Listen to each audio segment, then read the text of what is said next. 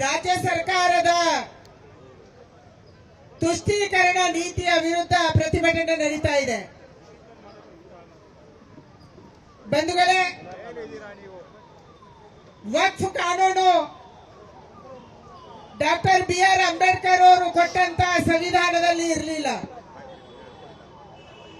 ಯಾವ ಸಂವಿಧಾನವನ್ನ doctor BR Ambedkar ಅವರು 1950ರಲ್ಲಿ ದೇಶಕ್ಕೆ ಕೊಟ್ಟರು, ಆ ಸಂವಿಧಾನದಲ್ಲಿ ವಕ್ಫ್ ಅನ್ನುವಂತ ಪದನೂ ಇರಲಿಲ್ಲ, ವಕ್ಫ್ ಅನ್ನುವಂತ ಯೋಚನೆ ಕೂಡ ಇರಲಿಲ್ಲ.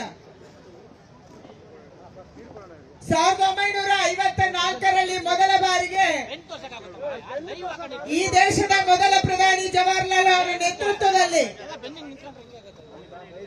ಯಾವ ಜನ ಭಾರತವನ್ನ ಬಿಟ್ಟು ಈಸ್ಟ್ ಪಾಕಿಸ್ತಾನ ಮತ್ತು ವೆಸ್ಟ್ ಪಾಕಿಸ್ತಾನ ಹೋದ್ರು, ಅಂದ್ರೆ ಈಗಿರುವಂತ ಪಾಕಿಸ್ತಾನ ಮತ್ತು ಬಾಂಗ್ಲಾದೇಶಕ್ಕೆ ಹೋದ್ರು, ಅವರ ಜಮೀನನ್ನು ಏನ್ ಮಾಡ್ಬೇಕನ್ನುವಂತ ಪ್ರಶ್ನೆ ಬಂದಾಗ ಅಲ್ಲಿ ಹೋದಂತ ಮುಸಲ್ಮಾನರ ಜಮೀನನ್ನ ಕೊಡೋದ್ರ ಸಲುವಾಗಿ ವಕ್ಫ್ ಅನ್ನುವಂತ ಒಂದು ಯೋಚನೆ ಆರಂಭ ಆಯಿತು.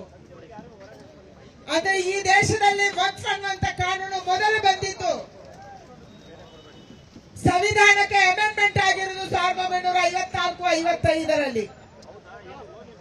ಈ ದೇಶದಲ್ಲಿ ವಕ್ಫ್ ಅನ್ನುವಂತ ಪದ ಬಂದಿರುವುದು 1954-55ರಲ್ಲಿ. ಅವತ್ತು ಈ ದೇಶದಲ್ಲಿ ಪಾಕಿಸ್ತಾನ ಮತ್ತು ಬಾಂಗ್ಲಾಕ್ಕೆ ಹೋದವರ ಜಮೀನು ಎಷ್ಟಿತ್ತು? ಸುಮಾರು 10,000ದಷ್ಟು ಪ್ರಾಪರ್ಟಿಗಳು ಅವತ್ತು ಪಾಕಿಸ್ತಾನಕ್ಕೆ ಹೋದಂತ ಜನರ ಹೆಸರಲ್ಲಿ ಇತ್ತು. ಅವತ್ತಿನ ಲೀಡರ್ಸ್ ತೀರ್ಮಾನ ಮಾಡಿದ್ರು, ಇದನ್ನ ಅಲ್ಲಾಹನ ಹೆಸರಲ್ಲಿ, ವಕ್ಫ್ನ ಹೆಸರಲ್ಲಿ ಕೊಡಬೇಕು. ವಕ್ಫ್ ಅಂದ್ರೆ ಏನು? ವಕ್ಫ್ ಅಂದ್ರೆ ಅಲ್ಲನಿಗೆ ಸಮರ್ಪಣೆ, ಅಲ್ಲನಿಗೆ ದಾನ ಕೊಡೋದು, ಅಲ್ಲನಿಗೆ ದಾನ ಕೊಡೋದು, ವಕ್ಫ್ನ ಹೆಸರಲ್ಲಿ ಮಾಡುವುದು ಅಂತ ತೀರ್ಮಾನ ಆಯ್ತು. ಅವತ್ತು 10,000 ಇಷ್ಟಂತ ಪ್ರಾಪರ್ಟಿಗಳು ಇವತ್ತು ಭಾರತದಲ್ಲಿ ಎಷ್ಟಾಗಿದ್ದಾವೆ? ಇದು ನಮ್ಗೆ ಆತಂಕ ತರುವಂತ ವಿಚಾರ. ಎಷ್ಟಾಗಿದ್ದಾವೆ? ಸುಮಾರು 9.5 ಲಕ್ಷ ಪ್ರಾಪರ್ಟಿಗಳು, 38 ಲಕ್ಷ ಎಕರೆಗಳು ಇವತ್ತು ವಕ್ಫಿನ ಹೆಸರಲ್ಲಿದೆ.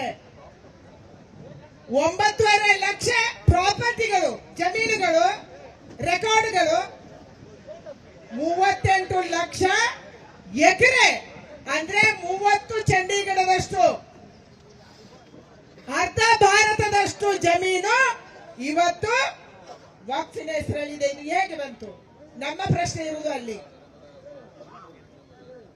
ಅವತ್ತು 10,000ದಷ್ಟು ಪ್ರಾಪರ್ಟಿಗಳು ಅವರ ಹೆಸರಲ್ಲಿದ್ದು, ಓಕೆ. ವಕ್ಫ್ ಅಂದ್ರೆ ಅಲ್ಲನಿಗೆ ದಾನ ಕೊಡೋದು. ಎಷ್ಟು ಜನ ಕೊಟ್ಟರು?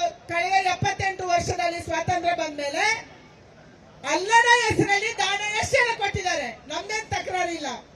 ಯಾರೋ ಒಬ್ಬ ಮುಸಲ್ಮಾನ ಇದ್ದಾನೆ, ಅವನಿಗೆ ಮಕ್ಕಳಿಲ್ಲ ಅಥವಾ ಅವನಿಗೆ ಅಲ್ಲನಿಗೆ ದಾನ ಕೊಡ್ಬೇಕು ಅನ್ನಿಸ್ತು, ಅವನು ದಾನ ಕೊಟ್ಟ, ಯಾರ ತಕರಾರು ಇಲ್ಲ. ಇದಕ್ಕೆ ತಕರಾರಲ್ಲಿ ಇರುವಂತದ್ದು ಇಲ್ಲೀಗಲಿ, ಕಾನೂನು ಬಾಹಿರವಾಗಿ ಇವತ್ತು ಕಾಯ್ದೆಗಳನ್ನ ಮಾಡಿ ನಮ್ಮ ರೈತರ ಜಮೀನನ್ನ, ನಮ್ಮ ದೇವಸ್ಥಾನವನ್ನ, ನಮ್ಮ ಮಠ ಮಂದಿರಗಳನ್ನ ವಕ್ಫ್ ಹೆಸರಲ್ಲಿ ಮಾಡ್ತಿದ್ದಾರೆ. ಇದು ನಮ್ಮ ತಕರಾರು ಇರುವಂತದ್ದು. ಕೇವಲ 1,000ದಷ್ಟಿದ್ದಂತ ಜಮೀನು 38 ಲಕ್ಷ ಎಕರೆ ಹೇಗಾಯ್ತು? ಇದರಲ್ಲಿ ಮುಸಲ್ಮಾನರು ದಾನ ಕೊಟ್ಟಿದ್ದೆಷ್ಟು ಲೆಕ್ಕಾಚಾರ ಆಗ್ಬೇಕೋ ಬೇಡೋ? ಮುಸಲ್ಮಾನರು ದಾನ ಕೊಟ್ಟಿದ್ರೆ ದಾನ ತಗೊಳ್ಳಿ ನೀವು, ಆದ್ರೆ ಅದಕ್ಕೆ ಲ್ಯಾಂಡ್ ರೆಕಾರ್ಡ್ ಎಲ್ಲಿದೆ? ಯಾರು ಕೊಟ್ಟಿದ್ದಾರೆ? ರೆವೆನ್ಯೂನ ವಿಚಾರ ಇವತ್ತು ರಾಜ್ಯ ಸರ್ಕಾರಕ್ಕೆ ಬರುತ್ತೆ. ಯಾಕೆ ನಮ್ಗೆ ಆತಂಕ? ಕರ್ನಾಟಕದಂತ ರಾಜ್ಯದಲ್ಲಿ ಸಿದ್ದರಾಮಯ್ಯನವರ ನೇತೃತ್ವದಲ್ಲಿ ಜಮೀರ್ ಖಾನ್ ಅವರು ಪ್ರತಿ ಜಿಲ್ಲೆಗೆ ಹೋಗ್ತಾ ಇದ್ದಾರೆ, ವಕ್ಫ್ ಅದಾಲತನ್ನ ಮಾಡ್ತಾ ಇದ್ದಾರೆ. ಕಾನೂನಿನಲ್ಲಿ ವಕ್ಫ್ ಅದಾಲತ್ ಮಾಡುವುದಕ್ಕೆ ಅವರಿಗೆ ಅವಕಾಶ ಇಲ್ಲ. ಆದರೂ ಪ್ರತಿ ಜಿಲ್ಲೆಗೆ ಹೋಗಿ ವಕ್ಫ್ ಅದಾಲತನ್ನ ಮಾಡಿ, ಅಲ್ಲಿ ತಹಶೀಲ್ದಾರನ್ನ ಕರೆಸಿ, ಅಲ್ಲಿ AC ಅನ್ನ ಕರೆಸಿ, ಅಲ್ಲಿ DC ಅನ್ನ ಕರೆಸಿ, ಅವರಿಗೆ ಒತ್ತಡ ಮಾಡಿ ಹೊಸ ನೋಟಿಸ್ ಅನ್ನು ಕೊಡ್ತಾ ಇದ್ದಾರೆ. ಅದಕ್ಕಾಗಿ ಇದು 38 ಲಕ್ಷ ಎಕರೆ ಆಗಿದೆ. ಇದು ನಮ್ಮ ಆತಂಕ ಇರುವಂತದ್ದು. ಕರ್ನಾಟಕದಲ್ಲಿ ಜಮೀರ್ ಅವರು ಎಲ್ಲ ಜಿಲ್ಲೆಗಳಿಗೆ ಹೋಗ್ತಾ ಇದ್ದಾರೆ, ಒತ್ತಡ ಮಾಡ್ತಿದ್ದಾರೆ. ನಾವು ಬಿಜಾಪುರದಲ್ಲಿ ಧರಣಿ ಕೂತೀವಿ. ಯಾಕೆ?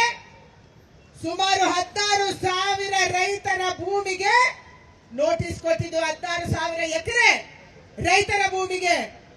ನಾನಲ್ಲಿ ಯಾವುದೋ ಬೇರೆ ಕೆಲಸಕ್ಕೆ ಹೋಗಿದ್ದೆ, ಆದ್ರೆ ರೈತರು ಹೇಳಿದ್ರು ನಮ್ ಸಲುವಾಗಿ ಹೋರಾಟ ಮಾಡಬೇಕು. ಹೋರಾಟ ನಡೆಯಿತು. ಇಡೀ ದೇಶದ ಕಣ್ತೆರೆಸಿದ್ವಿ. ಇವತ್ತು ಇಡೀ ಬೇರೆ ಬೇರೆ ರಾಜ್ಯಗಳಲ್ಲಿ ಹೋರಾಟ ಆಗ್ತಾ ಇದೆ. ಬಂಧುಗಳೇ, 1995ರಲ್ಲಿ ವಕ್ಫ್ ಕಾಯ್ದೆಗೆ 54ರ ಅಮೆಂಡ್ಮೆಂಟ್ಗೆ ಮತ್ತೊಂದು ಅಮೆಂಡ್ಮೆಂಟ್ ತಂದ್ರು.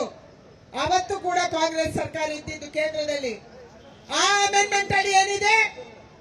ಆ ಅಮೆಂಡ್ಮೆಂಟ್ ಅಲ್ಲಿ ಸೆಕ್ಷನ್ 40ರ ಪ್ರಕಾರ ವಕ್ಫ್ ಬೈ ಯೂಸರ್ ಯಾರಾದ್ರೂ ವ್ಯಕ್ತಿಗಳು ಬಂದು ಈ ಫ್ರೀಡಂ ಪಾರ್ಕ್ 4 ಜನ ಮುಸಲ್ಮಾನರು ಇದು ನಮ್ದು ಅಂತ ಕ್ಲೈಮ್ ಮಾಡಿದ್ರೆ ಅವರು ಟ್ರಿಬ್ಯುನಲ್ಗೆ ಹೋಗ್ಬೋದು.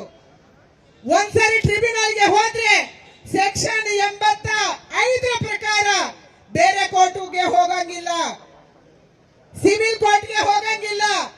ನಾವು ಹೋಗ್ತೀವಿ, ನಮ್ಮ ಜಮೀನಿನ ಯಾವುದೇ ಸಮಸ್ಯೆ ಆದ್ರೆ ನಿಮ್ಮೆಲ್ಲರಿಗೆ ಗೊತ್ತಿದೆ, ನಾವು ಎಸಿ ಕೋರ್ಟ್ಗೆ ಹೋಗ್ತೀವಿ, ಡಿಸಿ ಕೋರ್ಟ್ಗೆ ಹೋಗ್ತೀವಿ, ಲೋವರ್ ಕೋರ್ಟ್ಗೆ ಹೋಗ್ತೀವಿ, ಹೈಕೋರ್ಟ್ಗೆ ಹೋಗ್ತೀವಿ, ಸುಪ್ರೀಂ ಕೋರ್ಟ್ ತನಕ ನಮ್ಮ ಜಮೀನ ಶಿಕಾಯತ್ ಅಥವಾ ನಮ್ಮ ಜಮೀನ ವ್ಯಾಜ್ಯ ನಡೀತಾನೆ ಇರುತ್ತೆ. ಆದ್ರೆ ಯಾರಾದ್ರೂ ಯಾರದೇ ಜಮೀನನ್ನ ವಕ್ಫ್ ಅಂತ ಕ್ಲೈಮ್ ಮಾಡಿದ್ರೆ ಈ ಯಾವುದೇ ಕೋರ್ಟ್ಗೆ ಹೋಗಂಗಿಲ್ಲ. ಅವತ್ತು 1995ರ ಸೆಕ್ಷನ್ 85ರ ಪ್ರಕಾರ ಸಿವಿಲ್ ಕೋರ್ಟ್ಗೆ ಬ್ಯಾನ್ ಅನ್ನ ಹಾಕಿದ್ರು, ಬಾರ್ ಅನ್ನ ಹಾಕಿದ್ರು. 83ರ ಪ್ರಕಾರ ಟ್ರಿಬ್ಯುನಲ್ ಮಾಡಿದ್ರು. ಇದು ನಮ್ಮ ಆತಂಕ ಇರುವಂತದ್ದು. ವಕ್ಫ್ ಟ್ರಿಬ್ಯುನಲ್ ಅಲ್ಲಿ ಯಾರಿರ್ತಾರೆ? ವಕ್ಫ್ ಟ್ರಿಬ್ಯುನಲ್ ಅಲ್ಲಿ 100% ಮುಸಲ್ಮಾನರು ಇರ್ತಾರೆ, ಬೇರೆ ಯಾರು ಇಲ್ಲ. ಅದರಲ್ಲಿ ಜಮೀನಿಗೆ ಅರ್ಜಿ ಹಾಕುವವರು ಅವರೇ, ಜಮೀನು ಕಸ್ಕೊಳ್ಳುವವರು ಅವರೇ. ನಮ್ಮೊಬ್ಬ ದಲಿತ, ನಮ್ಮೊಬ್ಬ ರೈತ, ನಮ್ಮೊಬ್ಬ ಮಹಿಳೆ, ನಮ್ಮೊಬ್ಬ ಹಿಂದುಳಿದ ವರ್ಗ 2 ಎಕರೆ 3 ಎಕರೆ ಜಮೀನು ಹೋದ್ರೆ ಅವನಿಗೆ ಹೋಗಿ ವಕ್ಫ್ ಟ್ರಿಬ್ಯುನಲ್ ಅಲ್ಲಿ ಅರ್ಜಿ ಹಾಕೋಬೇಕು. ಇವತ್ತಿನ ತನಕ ಯಾರಿಗೂ ನ್ಯಾಯ ಸಿಕ್ಕಿಲ್ಲ, ಯಾರಿಗೂ ನ್ಯಾಯ ಸಿಕ್ಕಿಲ್ಲ. ವಕ್ಫ್ ಟ್ರಿಬ್ಯುನಲ್ ಅಲ್ಲಿ ಕೇಸನ್ನು ನಡೆಸೋದೇ ಇಲ್ಲ ಅವರು. 2013ರಲ್ಲಿ ಇನ್ನೊಂದು ಖತರ್ನಾಕ್ ಅಮೆಂಡ್ಮೆಂಟ್ ಅನ್ನು ತರ್ತಾರೆ ಮನಮೋಹನ್ ಸಿಂಗ್ ಅವರ ಸರ್ಕಾರ. ಏನ್ ಹೇಳ್ತಾರೆ? 2013ರಲ್ಲಿ ಹೇಳ್ತಾರೆ ವಕ್ಫ್ ಟ್ರಿಬ್ಯುನಲ್ ಅಲ್ಲಿ ರಿಲಿಜಿಯಸ್ ಸ್ಕಾಲರ್, ಇಸ್ಲಾಂ ರಿಲಿಜಿಯಸ್ ಸ್ಕಾಲರ್ ಇರ್ಬೋದು, ರಿಲಿಜಿಯಸ್ ಇಸ್ಲಾಮಿಕ್ ಸ್ಕಾಲರ್ ಮೊದಲ ಬಾರಿಗೆ ವಕ್ಫ್ ಟ್ರಿಬ್ಯುನಲ್ ಅಲ್ಲಿ ಹಾಕುವಂತದ್ದು ಬರುತ್ತೆ. ಅಂದ್ರೆ ಈ ವಕ್ಫ್ ಅನ್ನ ಕೇವಲ ಒಂದು ಧರ್ಮವನ್ನ ಓಲೈಕೆ ಮಾಡೋದಕ್ಕಾಗಿ, ವೋಟ್ ಬ್ಯಾಂಕ್ ರಾಜಕಾರಣಕ್ಕಾಗಿ ಕಾಂಗ್ರೆಸ್ ಅವತ್ತು ಮಾಡ್ತು. ಇವತ್ತು ನಮ್ಮ ಬೇರೆ ಬೇರೆ ರಾಜ್ಯಗಳಲ್ಲಿ, ನಾನು ಕೇರಳ ಹೋಗಿದ್ದೆ ಮುಣಂಬಾಂಬಿಗೆ, 610 ಕ್ರಿಶ್ಚಿಯನ್ ಪ್ರಾಪರ್ಟಿ 200 ವರ್ಷಗಳ ಹಿಂದೆ ಅವರ ಪೂರ್ವಜರು ಖರೀದಿ ಮಾಡಿದ್ರು. ಅದು ಇವತ್ತು ವಕ್ಫ್ ಆಗಿದೆ. ನಾವು ಇಷ್ಟು ವರ್ಷಗಳ ಕಾಲ ತಿರುಚಂದುರೈ ಊರು ಬಗ್ಗೆ ಮಾತಾಡ್ತಾ ಇದ್ವಿ ತಮಿಳುನಾಡಲ್ಲಿ. ಯಾವ್ದಾದ್ರು ತಿರುಚಂದುರೈ ಊರು ಅತ್ಯಂತ ಹೆಚ್ಚು ದಲಿತರು